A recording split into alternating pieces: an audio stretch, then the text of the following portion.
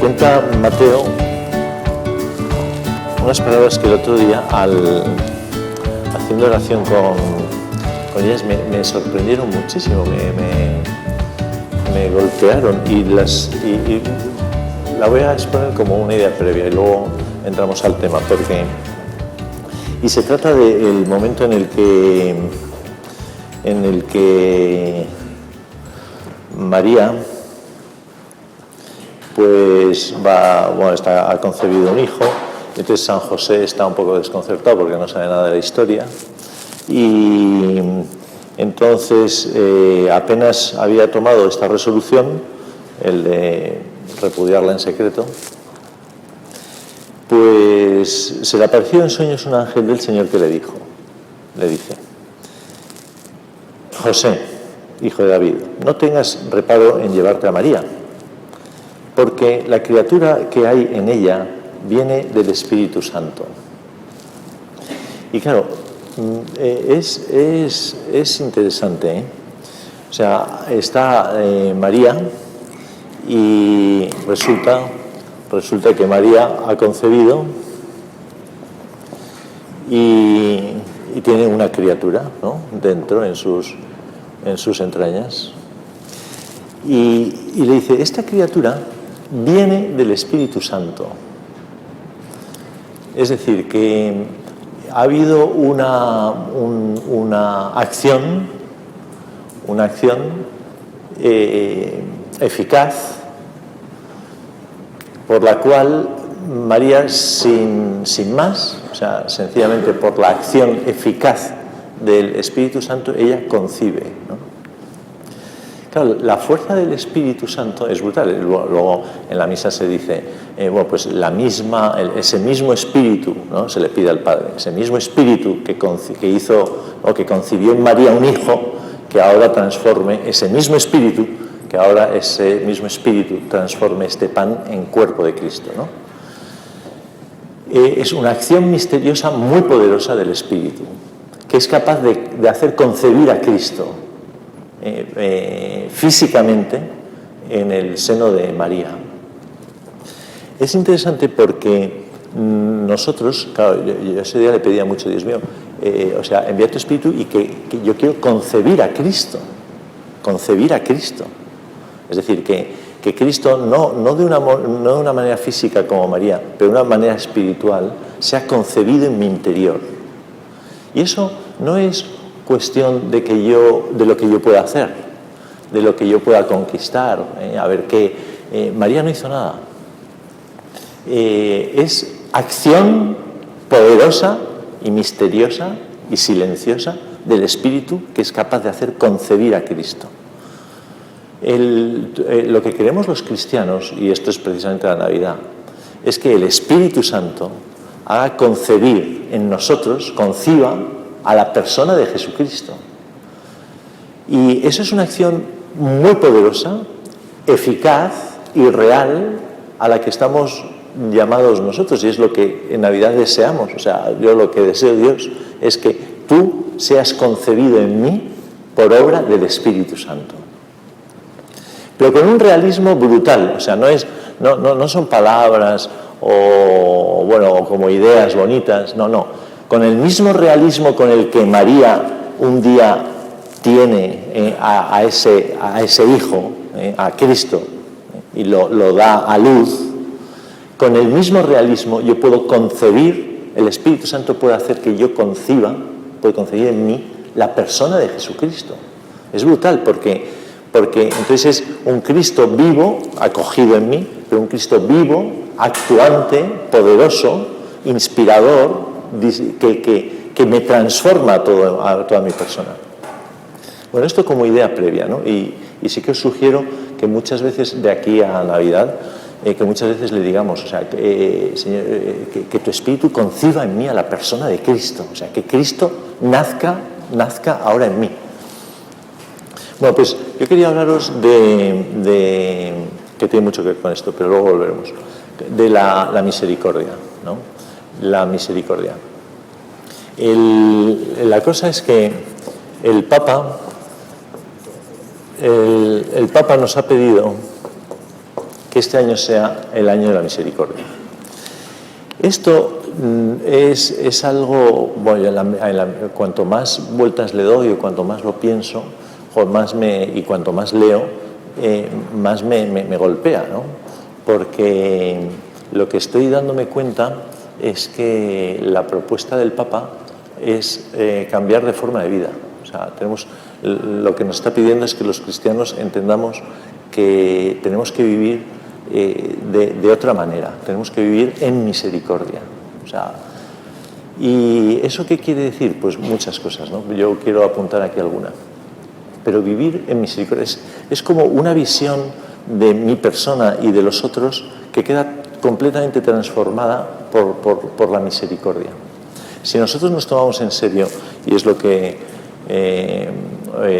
me animo y os animo, o sea, si los cristianos tenemos que hacer como un gran esfuerzo, o sea, no se trata de sencillamente de que hoy abre la puerta santa, hoy no sé qué, o sea, no son cosas que van ocurriendo fuera de mí, o sea, es una transformación personal. En la medida en que nosotros lo deseemos, le pidamos a Dios y hagamos y nos vayamos dando cuenta, nuestra forma de vivir va a cambiar. Y la forma que vamos, la vida que vamos a generar en vuestras familias, en nuestras familias, en nuestros sitios, en la universidad, todo eso, en las pandillas de amigos, va a quedar transformado en la medida en que nosotros nos vayamos metiendo en esto de vivir en misericordia, y vale la pena, Ahora es un cambio, o sea, de verdad que la misericordia, además, cuando Jesucristo nos dice que vivamos en misericordia, nos dice que vivamos ser misericordiosos como el Padre es misericordioso. O sea que no es ya una idea sin más, sino que dice, como el Padre es misericordioso, que hace llover sobre buenos y malos, vosotros, como el Padre que es misericordioso y no arranca la cizaña del trigo y la echa al fuego, sino que deja que crezca la cizaña con el trigo, ese Padre que no hace acepción de personas porque es misericordioso, ese Padre que no perdona nada con tal de conquistar al hombre porque es misericordioso, ese Padre que es fiel y aunque yo le sea infiel, Él sigue siendo fiel porque es misericordioso. Bueno, pues esa es la medida o el ejemplo que Cristo nos pone para ese modo de vivir la misericordia. Entonces, cuando toda la tradición cristiana ha ido dando, porque la Biblia está llena de comportamientos misericordiosos, ¿no? Y en la tradición cristiana, ya desde los primeros cristianos, fueron formulando el modo de vivir la misericordia y ellos lo condensaron en unas obras de misericordia, ¿no? Y estas obras de misericordia las distinguieron entre unas corporales y otras espirituales. Y en las corporales, no sé si os acordáis de ellas, yo es que me lo he dejado ahí escrito, yo no me las sé, pero me las he dejado ahí en el y se me ha olvidado. Pero en las obras corporales pues está dar de comer al hambriento, dar de beber al sediento, visitar al que está preso, acoger al peregrino, al que no tiene. Y entre las espirituales está enseñar al que no sabe, corregir al que está equivocado, aguantar con paciencia los defectos del prójimo, y cuatro más que no recuerdo, ¿no? Entonces, en el fondo, todas estas se están hacen referencia a la pobreza. Una pobreza que puede ser una pobreza material, una pobreza, por así decirlo, intelectual, una pobreza social, o sea, de las relaciones, ¿no? Pues la persona que está en soledad o marginada, y una pobreza espiritual.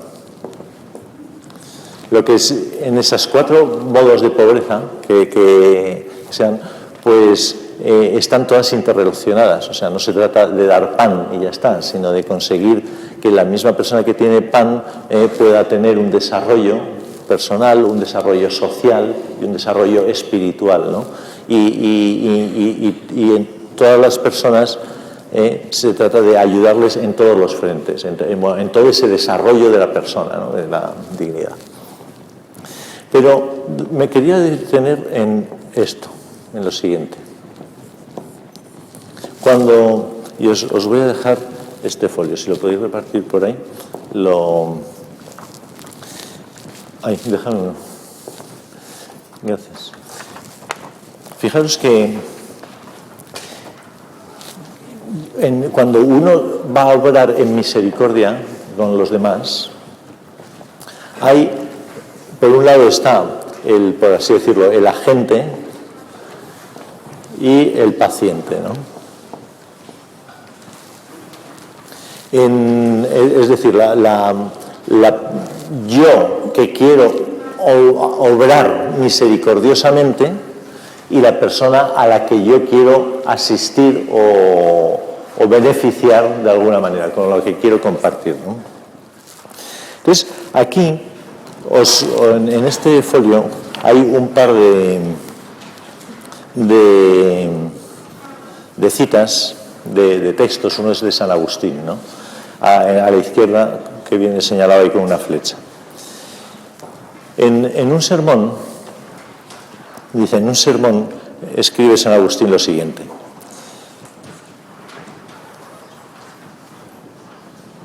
¿qué has dado? Pregunta él. ¿Qué has dado sino lo que de mí recibiste? Es como una conversación de Dios, ¿no? De preguntas que Dios dirige al hombre. ¿Qué has dado sino lo que de mí recibiste? Das cosas terrenas, pero tú recibes cosas celestiales. De lo mío has dado, yo me entrego a ti. Si Cristo se te ha dado, ¿cómo no vamos a darnos también nosotros a Cristo, a quien encontramos en los necesitados? Cristo alimenta y pasa hambre por ti, da y está necesitado. Cuando da, quieres recibir, y no vas a querer dar cuando estás necesitado, cuando está necesitado. Fijaros que lo que está haciendo aquí San Agustín, es decir, bueno, tú te pones delante de Cristo, el paciente se pone aquí delante de Cristo y dice, Cristo te da, y entonces tú quieres recibir. Dice, pero cuando Cristo tiene necesidad, ¿tú no le quieres dar entonces y satisfacer la necesidad? Cristo está necesitado cuando lo está un pobre. Quien está dispuesto a dar todos los suyos, quien está dispuesto a dar todos los suyos, el bien de la vida eterna, se ha dignado recibir bienes temporales en cualquier pobre. Deseas encontrar al Cristo que se sienta en el trono celestial. Pues si deseas encontrar a Cristo que está sentado en el trono celestial,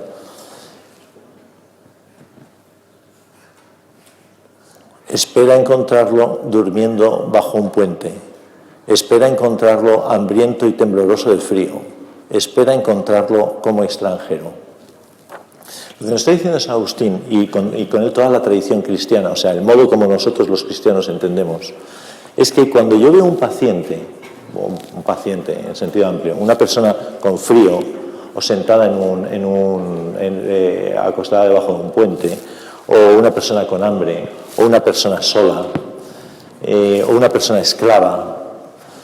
Por ejemplo, el Papa habla de que nosotros tenemos que descubrir y llevar la libertad a los esclavos del trabajo, ¿no? A los compañeros de trabajo que están sometidos de una forma indigna, no, a lo mejor no por la estructura, sino porque ellos se ponen de una manera a trabajar que ellos mismos se autoesclavizan, ¿no? Cuando yo veo personas en todas estas necesidades, lo que anima a San Agustín es decir, oye, tú que te relacionas con Cristo y le quieres adorar cuando está en la Eucaristía, quieres adorar a Cristo cuando está sentado a la derecha del Padre y le cantas gloria, cuando te acercas a Él, cuando Él te puede dar, y te acercas pidiéndole y dándole gracias. Oye, ¿por qué no olvides que si tú quieres adorar a Cristo que está sentado en el reino de los cielos, también Adórale cuando le ves encarnado en un pobre, en un mendigo, en una persona sola, en una persona triste, en una persona que está equivocada. Porque ahí está, ahí es donde tú puedes descubrir a un Cristo necesitado. O sea, no te quedes en el pobre. O sea, daros cuenta de que el modo de entender la misericordia, la Iglesia, nosotros los cristianos, es muy distinto al de una ONG o a una persona buena, sin más. O sea, es muy bueno lo que hace una ONG, es muy bueno lo que hace una persona buena. Pero lo que hacemos los cristianos, tenemos una visión distinta, muy propia, muy peculiar. Y es que en la persona necesitada nosotros encontramos que es Cristo el que necesita de mí. Y lo que yo doy a ese, se lo estoy dando a Cristo en ese.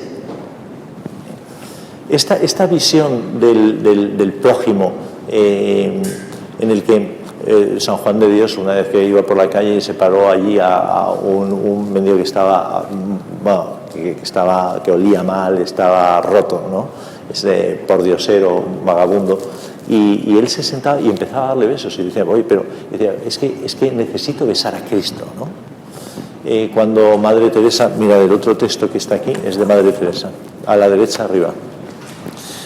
Ella reza así, dice, oh Señor, haz que hoy y cada día sepa verte en la persona de tus enfermos y que ofreciéndoles mis cuidados te sirva a ti.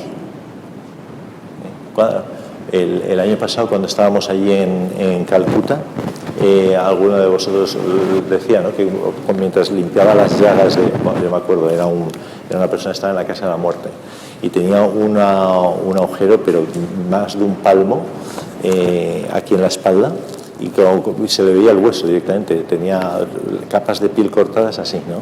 Y en ese agujero que se veía el hueso, bueno, la verdad es que te producía un poco bueno, bastante impacto, ¿no? Y la persona, mientras le cuidaba, decía, y me acordaba de que yo estaba limpiando las llagas de Cristo, ¿no? En las llagas de ese enfermo.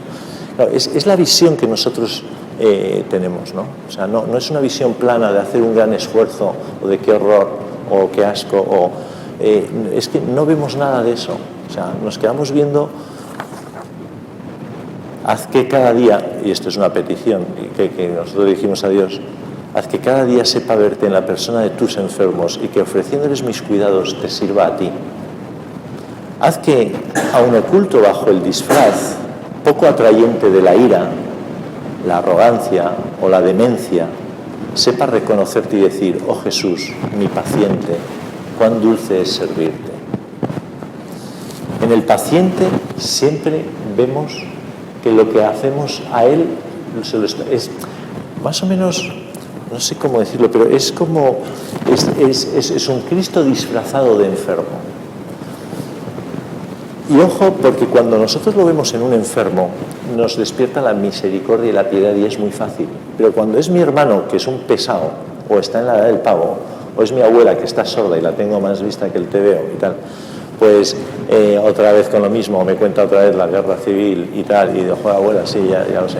Pues entonces me cuesta muchísimo más, pero es que saber que cuando yo estoy escuchando a mi abuela que necesita hablar, porque está todo el día con la tele y ella no habla, o sea, solo le hablan, y cuando veo a una persona buena necesita hablar, pues encontrar que estoy escuchando a una persona sola, estoy escuchando a un Cristo que necesita expresarse, que necesita compañía, que necesita comprensión. Y es mi hermano y en la edad del pavo lo mismo, o cuando es una persona, un compañero de trabajo que lo acaba de decir, haz que aun oculto bajo el disfraz poco atrayente de la ira, la arrogancia o la demencia. Típico compañero de clase que es arrogante, ¿no? O de trabajo, que es arrogante, que se cree que tal y que llega y que no sé qué. Y uno por dentro dice, pero ¿este de qué va? O sea, olvídame, ¿no? O otra batalla suya. Bueno, descubrir bajo la apariencia poco atractiva del arrogante, descubrir a un Cristo que está enfermo, porque tiene sus traumas o su pobreza o lo que sea, tampoco vas a ir haciendo, pero que tiene una necesidad y que el pobre vive en la arrogancia, en la soledad, en un mundo ficticio. y escucharle como un Cristo que está necesitado, ¿no?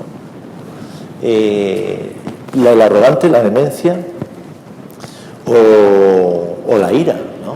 Típicas personas enfadadas, ¿no? Pues o conduciendo o con un enfado por la calle o con una... A esa persona cargada de ira, escucharle bajo esa apariencia poco atractiva de la persona enfadada, a veces puede ser mi padre, puede ser mi abuelo, puede ser mi madre, puede ser mi... Pues en esas personas ir descubriendo que yo le tengo que responder como a un Cristo que está necesitado ahí, ¿no? Y continúa Madre Teresa: dame, oh Señor, esta visión de fe.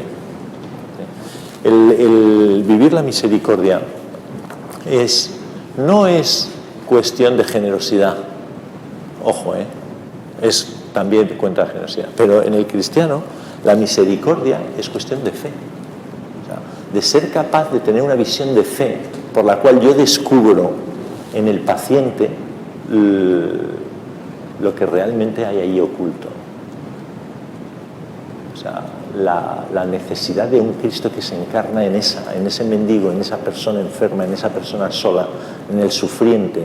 Y en esos sufrimientos, son sufrimientos de Cristo, que yo me lanzo allí a Él para darle a Cristo lo que Él está necesitando en esa persona. Es fe, es visión de fe. Por eso, dame, oh Señor, esta visión de fe, y mi trabajo nunca me resultará monótono. O sea, aunque escuche a mi abuela por no sé cómo se dice, 50 veces, por 50 veces la misma historia, no me resultará monótona. La 51 diré: ay, sí, abuela, cuéntame eso. Pero bueno, experimentaré siempre alegría acunando las pequeñas veleidades y los deseos de todos los pobres que sufren. Oh queridos enfermos, me resultáis aún más queridos porque representáis a Cristo. Qué gran privilegio poder serviros. Con el iracundo, con el arrogante, con el demente, con el pobre, con el solo. Qué alegría poder servirte, ¿no? Esa es la exclamación de Madre Teresa. Qué alegría, qué gran privilegio poder serviros. Señor, hazme sensible a la dignidad de mi elevada vocación. Claro, esto no es algo que se pida a todo el mundo, pero a los cristianos. ¿Por qué he empezado con lo de concebir a Cristo? Porque este Cristo concebido en mí, ya no soy yo. O sea, yo que me enfrento con mi abuela, o yo que me enfrento con una persona con el iracundo, no yo que me presento con el pobre. No es yo que me presento con él, sino yo que he concebido a Cristo, es decir, Cristo vivo en mí, por la fuerza del Espíritu Santo, vivo en mí, es capaz de acercarse de esa manera. Este es el privilegio, o sea, esta es la vocación cristiana. Pues dice: haz que me mantenga, pide Teresa de Calcuta, Señor, hazme sensible a la dignidad de mi elevada vocación y a la gran responsabilidad que comporta. O sea, la vocación mía como cristiano es ser misericordioso como el Padre es misericordioso. Y yo soy capaz de ser misericordioso con el Padre, no porque sea mejor que nadie, porque no lo somos, sino porque he concebido a Cristo. Y Cristo vive en mí, es capaz de una visión de fe por la cual yo soy capaz de descubrir la presencia de Cristo en el sufrimiento del otro, ¿no? No es cuestión de generosidad, que también hace falta, es cuestión de fe. No permitas que nunca me muestre indigna de ella, de mi vocación, pensando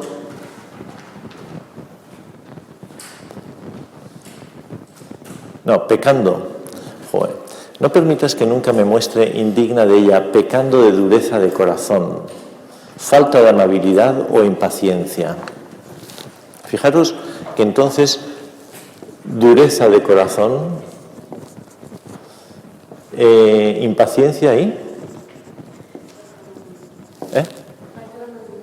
falta de amabilidad. Fijaros las tres características, que nos hacen incapaces, ¿no? El corazón duro es incapaz de ver, bueno, no solo ya de ver a Cristo, sino de ver el sufrimiento. O sea, veo que este tío que pesado, pero no veo un sufriente. Muchas veces por la impaciencia, por la falta que tenemos de vivir con paz, o sea, por la falta de paz interior que hace casi todos nuestros enfados y nuestras impaciencias, otra vez, o no sé qué, no es carácter, no es por falta de carácter, es por falta de paz. Cuando uno está instalado en la paz, no le saca de la paz la incomodidad del otro. Pero si yo me acuerdo del sábado, el otro día en un sitio de trabajo y un tío estaba arreglando no sé qué, y yo salí a ver si estaba con alguien, no, gritaba él solo, o sea, porque se le había caído una cosa y no sé qué, y gritó de todo, ¿no? Yo me acuerdo una vez reunido con un gran jefe, un jefe de una empresa, estaba ahí y de repente, ¿por qué no sé qué? Y yo, joder, o sea, cosa que me puede pasar a mí, a cualquiera, pero lo digo porque esos arrebatos de enfados, ¿no? De impaciencia, de gritar y de echar venados por la boca, falta de paz interior. O sea, hay granitos, hay piedrecitas que me hacen descarrilar, ¿no? Y entonces no es lógico. Bueno, es lógico porque somos lo que somos, o sea, somos unos patanes, pero que sí que son como despertadores para decir, Dios mío, cuánta paz me falta, ¿no? Porque me he enfadado por una cosa que no tenía razón de ser, pero joder, aquí tienes que trabajar, o sea, dame corazón de carne, dame paz interior, que se manifestará en la paciencia, y dame amabilidad, ¿no? O sea, esa brusquedad muchas veces que tenemos. No permitas que nunca me muestre indigna de ella pensando en la dureza de corazón, falta de amabilidad o impaciencia. Y luego, oh Dios, puesto que tú eres Jesucristo, mi paciente, dígnate ser también conmigo un Jesús paciente. Tú eres mi paciente, pues por favor, ten paciencia conmigo. Entonces, es mi paz, mi paciencia y su paciencia, ¿no? O sea, mi paciencia con el necesitado y la paciencia de Cristo conmigo, que soy su necesitado, porque yo soy incapaz de todo esto, ¿no? Entonces, es como un juego, ¿no? de paciencia de ida y de paciencia de vuelta, ¿no? Una paciencia que Cristo tiene que tener conmigo para que yo sea capaz de ser paciente con mi paciente, ¿no? Pero mi paciente es Cristo, ¿no? Eso es un juego increíble. Cuando uno se mete en esa espiral, vive de otra manera, ¿no? Sé indulgente con mis faltas. Mira solo mi voluntad de amarte y servirte en la persona de cada uno de tus enfermos. Señor, incrementa mi fe, bendice mis esfuerzos y mi trabajo, ahora y por siempre. Amén. Y con un realismo brutal, en esta relación, en esta dirección, lo que hace falta por nuestra parte es fe y esfuerzo. Fe y esfuerzo. Fe para mirar lo que realmente hay allí, ese Cristo sufriente escondido en el otro, y fe para saber que solo con la paciencia suya y con la transformación y la concepción de Cristo en mí seré capaz, y luego el esfuerzo, porque a veces hay que pelearlo, ¿no? Bueno, a veces no siempre. Bueno, esto por un lado. Pero por otro lado, ya es la hora. Pero hemos hablado del paciente, pero el agente, ojo, el agente también exige una visión de fe. Porque fijaros que nosotros, al concebir a Cristo, nosotros no soy José Pedro, sin más. Soy un José Pedro unido con Cristo, o un Cristo presente en José Pedro, que no me anula a mí, pero que vive en mí, ¿no? Y yo paso a ser miembro de Cristo, de un Cristo total, ¿no? Y entonces, junto con todos los demás cristianos, yo soy miembro de Cristo. Fijaros lo que dice en las cartas en las cartas de los apóstoles, lo dice, porque la criatura, dice, lavad los pies, dice Cristo, lavad los pies a los demás como yo los he lavado, ¿no?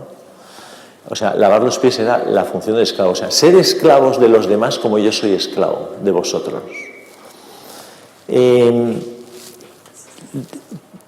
Dice, si un miembro sufre, sufren todos con él. Si un miembro es honrado, se alegran con él todos los miembros.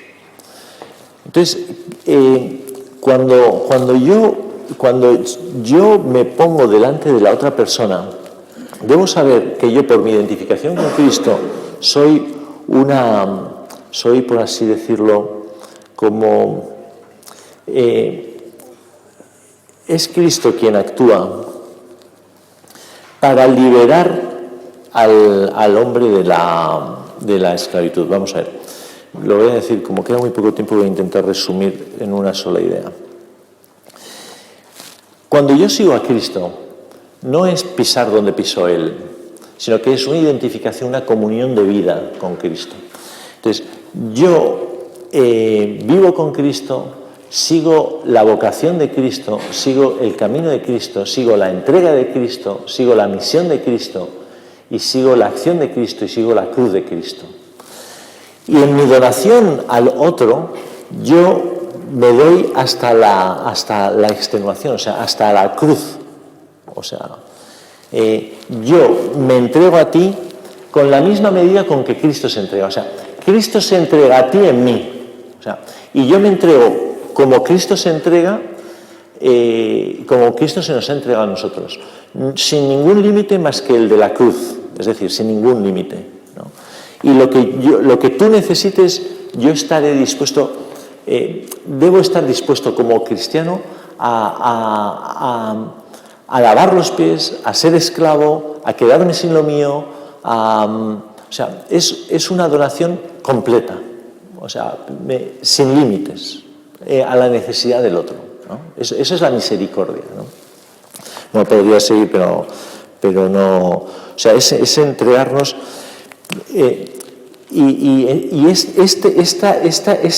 Este camino de entrega, con esta misericordioso como el Padre, y entrega hasta la cruz como el Hijo. En esa entrega es donde yo me voy configurando cada vez más con Cristo, ¿no? Yo voy cogiendo el estilo de Cristo y la identificación con Cristo, pero la alcanzo ejerciendo la misericordia, ¿no? Bien, pues nada, yo quería solo animaros a que este año vamos a intentar, luego os diré algunas de las actividades que podemos hacer en concreto, pero sobre todo son las actividades del día a día, ¿no? Ser misericordioso esta noche cuando lleguéis a casa, o cuando lleguemos a casa. Ser misericordiosos mañana por la mañana cuando nos levantemos, ser misericordiosos en el viaje que hagamos con la familia, tal. Ser misericordiosos continuamente, sin ningún límite, ¿no? Y viendo siempre en el paciente a Cristo, y viendo que yo sigo a Cristo y le sigo en un camino de misericordia sin límites, ¿no? Si nosotros vamos tomando conciencia de esto, por ejemplo, los voluntariados, que es una palabra que no me gusta nada, porque el voluntariado es como que tú vas ahí de libre y tal y le vas a dar al otro, ¿no? Y sin embargo no es dar nada, es compartir lo que tú tienes y es de todos somos miembros y comparto lo que yo tengo, igual que tú compartes conmigo lo que tú tienes, que es tu sufrimiento o tu paz o muchas riquezas que tú tienes que yo no tengo. Debería llamarse compartariado o algo así, pero lo propuse. Sí, porque voluntariado solo muestra una dirección, pero el compartir, si es que él me da tanto como yo le doy, me da otras cosas, ¿no? Pero yo comparto de lo que dispongo, pero que no es mío, es para los dos, o sea, es de los dos, ¿no? Por eso todos los compartariados que podamos hacer ahora en Navidad son muy buenos, porque también nos despiertan la conciencia, como es algo más extraordinario, pero nos despierta la conciencia para ser conscientes de todo esto, ¿no? Y luego en la vida normal ir llevándolo, ¿no? Pero porque a veces necesitamos como algo de efectos especiales. Pues parece por unas navidades en las que, wow, la misericordia está ahí, pam, pam, pam, pam, pam, pam, ¿no?